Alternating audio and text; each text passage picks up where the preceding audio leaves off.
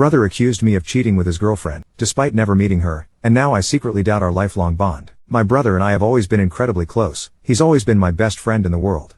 A few months ago, he started dating a new girl, and he seemed pretty smitten. None of us, our parents, me, or anyone else in the family, had ever met her, though. You know how it is, he wanted to keep things private in the early days, and I respected that. Then, completely out of the blue, I got this message from him. No lead up, no context, just this accusation, as if I had been with his girlfriend behind his back. I was stunned. It floored me. Not only have I never even met his girlfriend, I have never even been to her place. I couldn't wrap my head around where this was coming from. Right away, I texted him back, absolutely confused and demanding an explanation. He just told me, all good, continued to deny it. I honestly respect it. At that point, my confusion turned into something deeper, hurt, disbelief, and total bewilderment. I never thought my brother, my best friend, would believe something like this about me. I keep replaying his words and racking my brain for any possible reason why he'd think this. Is his girlfriend feeding him lies? Is he being manipulated? Did someone tell him something completely untrue? Now I'm just at a total loss for what to do. My first instinct is to talk to our parents, because I don't know how to make sense of any of this, or if confronting him again will only make things worse. All I know is that I feel like my whole world has been shaken, all because of a situation that doesn't even exist. Update 1. If you want to completely put an end to this so there's no speculation around what I may have seen or misinterpreted and completely prove me wrong, then instead of showing me texts that can be deleted, show me the texts as they appear on your phone bill, where those can't be deleted. After I said that to my brother, I took it upon myself to dig deeper. I'm on a prepaid plan with Mint, so I called their customer service to see what could be done. The answer was disappointing. They told me there's no ability to share or display individual text exchanges in detail. There wasn't any record like I'd hoped for, nothing that would prove beyond a shadow of a doubt what those exchanges really looked like. When I explained this to my brother, he went completely silent. I got nothing, not even a half-hearted denial. Calls went straight to voicemail. I felt the weight of that silence settle on my chest. Something wasn't right, and I could sense it in every ignored call. At this point, I couldn't ignore the gut feeling any longer. I brought our immediate family into the loop, our parents and 2 sisters. I laid out everything, my concerns, my failed attempts to reach him, the unresolved suspicions, and their worry matched my own. Now, my mom and I are about to head out and do a welfare check on him ourselves. I have never felt this anxious. Every unanswered call amplifies my dread, and I keep replaying my last conversation with him, wondering if I missed something, some clue to what's happening now. Update 2. I've seen a lot of people wonder if drugs or mental health issues might be involved. Given my brother's history, I get it. He's had a rough past with alcoholism, DUIs, stays in rehab, AA meetings, the works. But lately, he's kept everything under control. As far as I know, there haven't been any issues with drugs, and nothing jumps out at me about his mental health. We've always been really close. I know some people have brought up the possibility of paranoia or maybe even schizophrenia, saying that those can sometimes get triggered by drug use, but here's where I get stuck: the timing. When he texted me, and then later, when Mom and I verified he was actually at work, there was only a 2.5-hour window. His place is about 20 minutes from his office. He has a white-collar job at a big Fortune 500 company. It seems unlikely he'd take something, spiral into a paranoid or altered state, and then somehow gather himself to drive 20 minutes to work and show up like nothing's wrong, unless he's way more high-functioning in that kind of state than I ever realized. Maybe I'm missing something. Some people have been skeptical, saying maybe this is all my imagination or that I'm exaggerating. Honestly, I have nothing to gain by making any of this up. If I'm wrong, there's no upside. But if this is real, the stakes couldn't be higher. If I can figure out what's going on, maybe I have a chance, not just to fix things between us and hold our family together, but to be there for my brother when he truly needs me. If any of this were just a scheme on my part, I wouldn't have brought our parents into it. Why bother involving them if I was trying to sneak around? It would be easier just to deny it all if he confronted me later. He still hasn't answered my calls or returned any of my messages. The one small connection I know of is that he texted Mom, "Everything is fine, don't be worried. I'll call you after work." That's it. I've started reaching out to a few mutual friends to see if they've picked up on any changes in him or noticed anything out of the ordinary. Even the smallest clue could help me figure out what's really going on. Update 3. There's been a lot of speculation about whether it's possible that I could have been sleeping with her without realizing it. That's just not possible. I know exactly what she looks like because my friend showed me pictures. I even know her name, though I'm well aware that people can lie about names. Still, if I ever ran into her, I would definitely recognize her face. Someone brought up an interesting possibility. I've been seeing a new girl myself, and my friend has my location. So maybe it's theoretically possible that both women live in the same apartment complex, and he might have seen my location and assumed I was staying with his girlfriend? That's only if his girlfriend even lives in an apartment, which I'm not entirely sure about. Honestly, I think it's a long shot. We live in a medium-sized city with a population over 500,000. The odds of the two women living in the same complex are slim, but I guess anything's possible. Update 4. He talked to mom yesterday and insisted everything was fine, but he was 100% not making it up. He swore he would never make false accusations. Then he told her he first noticed I was texting his girlfriend way back in November. The last time he saw anything suspicious, he said, was on New Year's Eve when we were all hanging out together, which I imagine started this whole spiral for him. The truth is, I texted 4 different people on New Year's Eve, all of whom are saved in my phone under their full names. One of them does have a girl's name that slightly resembles his girlfriend's, same number of letters, same vowels in the same places, but it's definitely not his girlfriend. I remember texting this girl back in November too, so I guess maybe that's where his suspicions first surfaced? Still, that doesn't explain why he'd think I was ever at her place, or why he didn't just confront me about it right away if he thought something was up. I've reached out to a few of our mutual friends, just trying to piece all of this together. The friend who was with us on New Year's Eve mentioned that she noticed he was acting strange that night. Things got even weirder when she told me he texted her at 5:30 in the morning earlier this week saying, "We need to talk, I have a lot of stuff to update you on." She said that was totally out of character for him. When she tried to respond and called him back, she couldn't get through. Her text just went unanswered. This happened the day before he sent me that accusatory text. Even now, she still hasn't managed to talk to him and has no idea what that message was supposed to mean. Another mutual friend talked to him on the phone not long before New Year's. He told me my brother sounded fine for the most part, but did mention he was struggling financially, although he wouldn't say any more about it. I've never heard him complain about money before. Neither have our mom and dad, he's never asked them for help or even brought it up. A third friend said he hung out with my brother just this past weekend and everything seemed normal, nothing off or unusual. This friend is just staying neutral, trying not to take sides. He doesn't think there's anything medically wrong, and just believes we need to work things out ourselves. No one else in the family has been able to get a hold of him since yesterday. He's turned off location sharing with everyone, and whenever mom calls, it goes straight to voicemail. Now it's starting to affect our mom just as much as it's affecting me. We've always been a close family, the kind that doesn't have drama, not used to this at all. As we're piecing things together, it's starting to feel like this could be about drugs or some sort of mental episode, especially after hearing from the friend about his sudden money worries. Now my whole family is left with the same overwhelming question. How do we even start to get him help if he really needs it? Update 5. As of this morning, my brother is acting completely normally with the rest of our family. My family believes me when I explain what's been happening, but they keep saying he's just confused and that all of this will eventually blow over. Basically, no one is taking it as seriously as I am. It feels like whatever is going on with him isn't affecting anyone else the way it's affecting me. My mom was pretty upset the very first day, but now she seems to be getting over it and moving on. Everyone insists that we just need to give him some time and that he'll get over whatever this is. I talked again to our mutual friend, the one from New Year's Eve, and she's firmly on my side. She promised to help me get to the bottom of this, but at this point, there's not much more I can do. After some digging, I finally managed to find his girlfriend on Facebook. Now, I'm trying to convince my mom to reach out to her, just to see if she's okay, but I doubt she'll actually do it. Mom will probably say something like, "Oh, I'm sure she's fine, let's just give them time and space." I'm also going to try and convince my dad to change the code to the alarm system on the house, since my brother knows it. Just for now, just to be safe. I don't have much hope that my dad will go along with that, though. I am fully convinced that something is terribly wrong here. Whether it's drugs or a mental health issue, I don't know, but it's something serious. Meanwhile, everyone else in my family keeps telling me to just give it time and seems uninterested in figuring out what's really happening. Right now, it feels like I'm at a complete impasse. It's been about 55 hours since that first text, still no contact from my brother. My plan is to wait about 5 or 6 more days, then try to reach out again. Update 6. Both of my sisters unfortunately still think nothing is wrong. One of them even told me, "I don't know what's true and what is false." My mom and dad have been talking to them as well, but I'm not sure what those conversations entail. We've also reached out to other family members and friends, my aunt, grandparents, and even my sister's in-laws, since my parents are really close to them. My mom messaged the girl on Facebook, explaining just how worried she is, not just for the girl, but for my brother too. As of now, there's been no response from her. Tonight, my dad changed the alarm code to the house. Tomorrow, he plans on changing the locks entirely. The recent events keep making me think of Rob Reiner from a few weeks ago.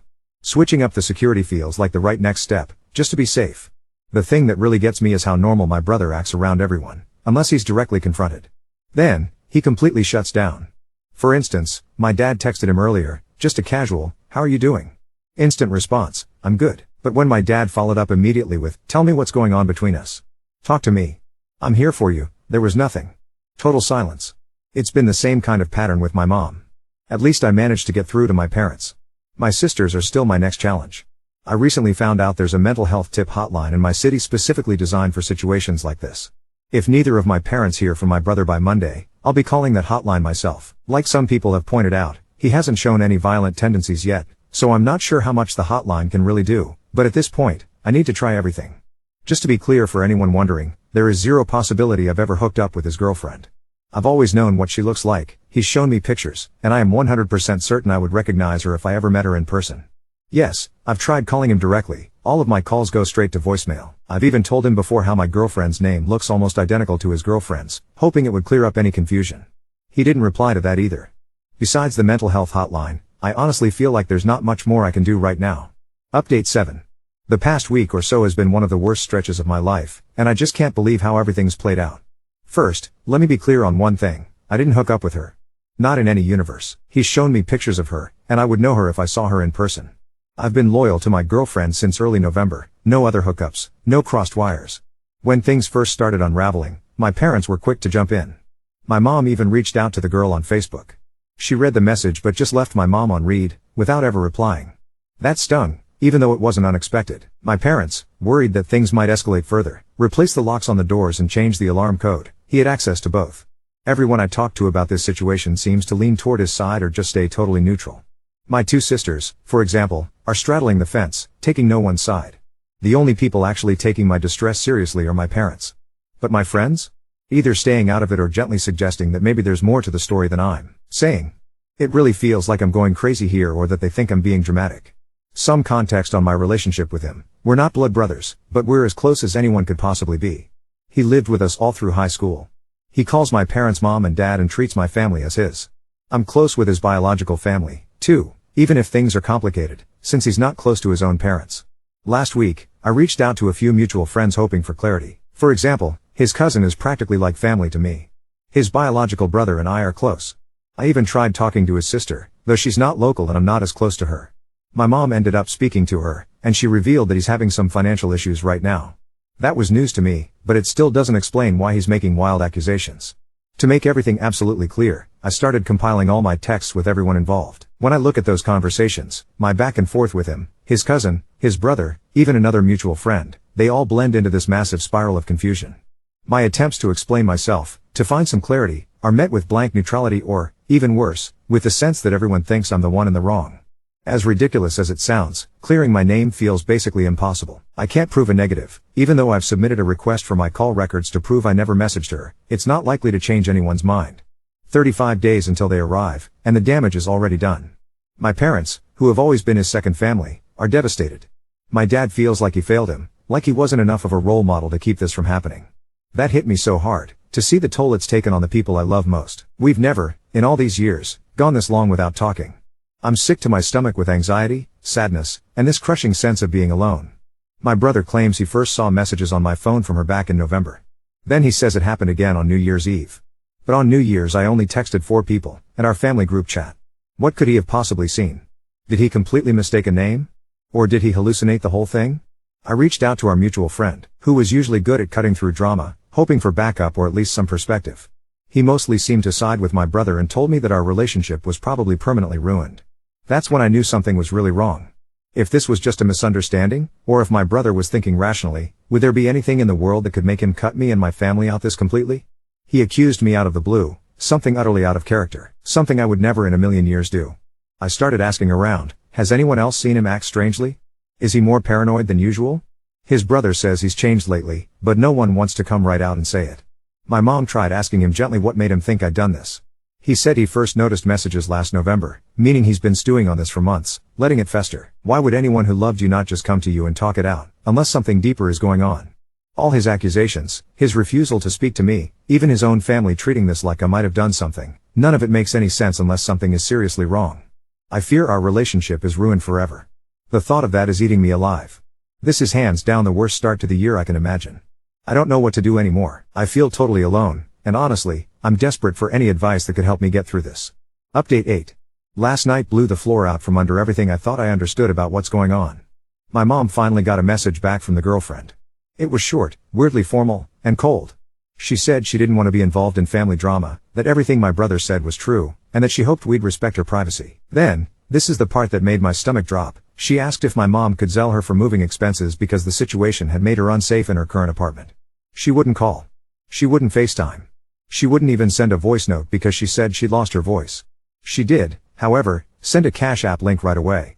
When my mom called her out, said she'd never send money to someone she hadn't even spoken to, she left the message on read, again. I didn't sleep. At around 2 a.m., I started reverse image searching the photos from her Facebook. The third photo, her by a brick wall in a denim jacket, popped up on an Instagram account for a woman in Toronto with 20,000 followers. Same smile. Same jacket. Same brick wall. A second photo matched a Pinterest pin from 2019. Another one was on a modeling page. Every single image that girlfriend had shared was lifted from somewhere else. I sent everything to my dad and asked him to come with me in the morning. We drove to my brother's office and waited in the lobby. He came down for coffee and saw us, and his face just locked. He turned back for the elevator, and I followed him to the parking garage, not yelling, just walking. He got into his car and sat there gripping the wheel. I stood outside his door and said his name, once. He finally unlocked it and we sat in the back seat together like two kids hiding from a parent. They'd disappointed. He kept saying he didn't want to talk in front of Dad. I told him Dad was upstairs to give us space. He looked wrecked, unshaven, gray under his eyes, the kind of tired that lives in your shoulders. He said, I know what I saw, but the way he said it was already softer. I asked him to show me. If he had proof, show me. He pulled out his phone and scrolled forever.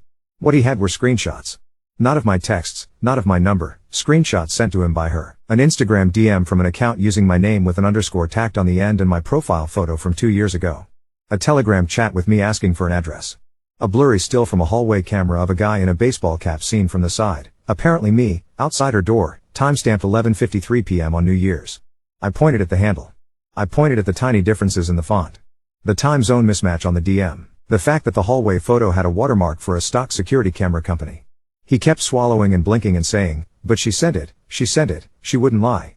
When I showed him the reverse image searches, opened them on my phone and put the real account side by side with the girlfriend, he cracked.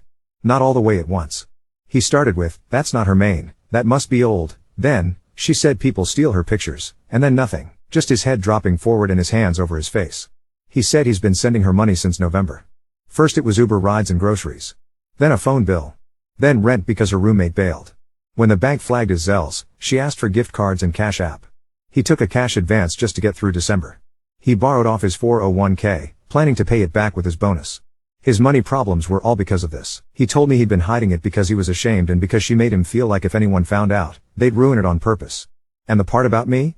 She's the one who told him I was messaging her. She sent those accounts. She told him she'd seen me around her building. She said my girlfriend had confronted her, that I had begged her to keep it secret, layer upon layer of specifics. It got into my head, he said. I couldn't stop replaying it. On New Year's she sent me that hallway thing and said you were back again. You were right there at midnight with everyone, and I still thought you had somehow left. He kept saying he felt insane. That everything lined up because he was forcing it to line up. He apologized.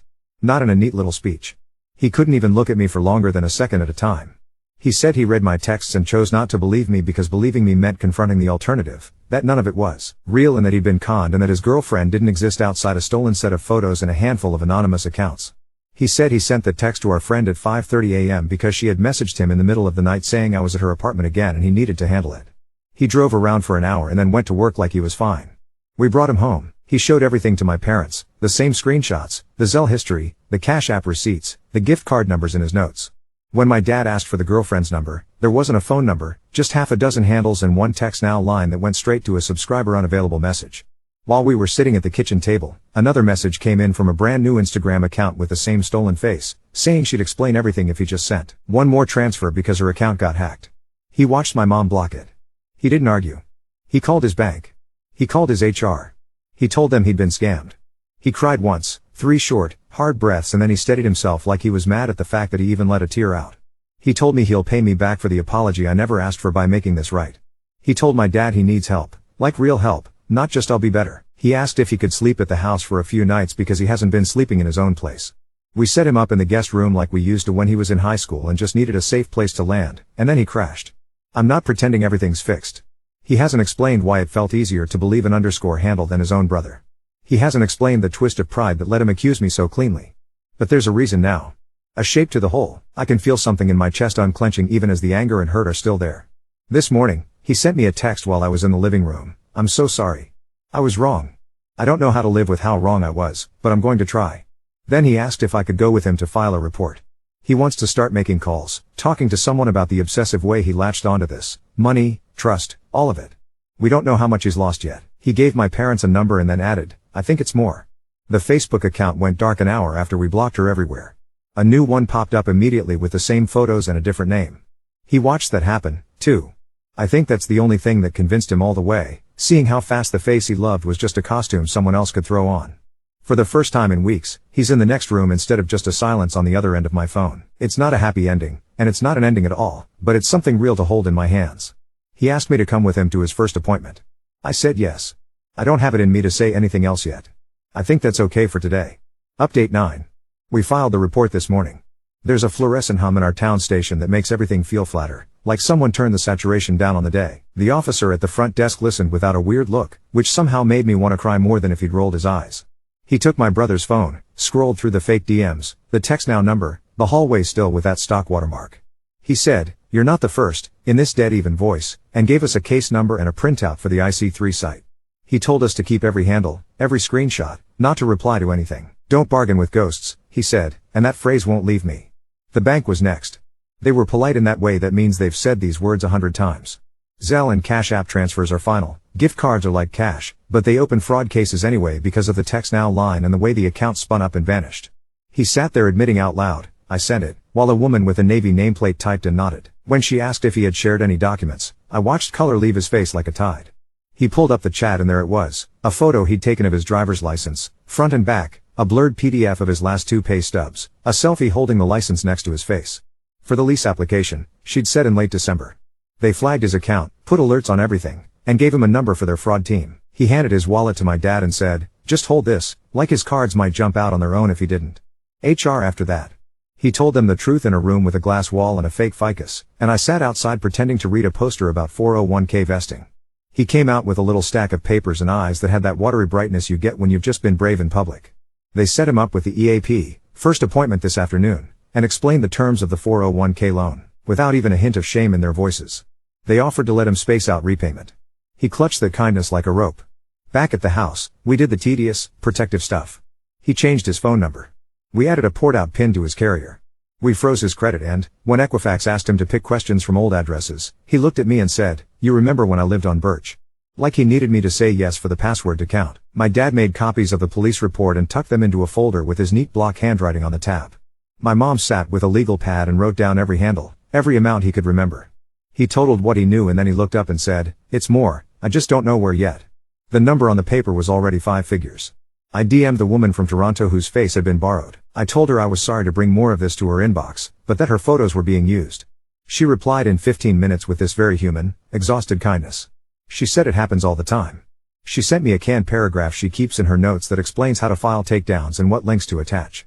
"I'm sorry your family is going through this," she wrote at the end. I sent it all to my brother and watched him read it twice and then stare out the window like the dumbest version of Hope had just tapped him on the shoulder. We went to the therapist together. The waiting room had a carpet with little loops you could trace with your eyes. He asked me to come in for the first 10 minutes.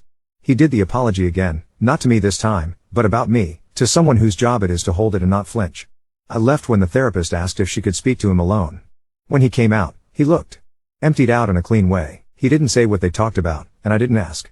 On the drive back, he said, "She asked me when the story stopped being about her and started being about me punishing myself," and then he swallowed hard and stared at the windshield like it had the answer. The girlfriend tried again even with the number changed. New Instagram account, same face, different name, same script.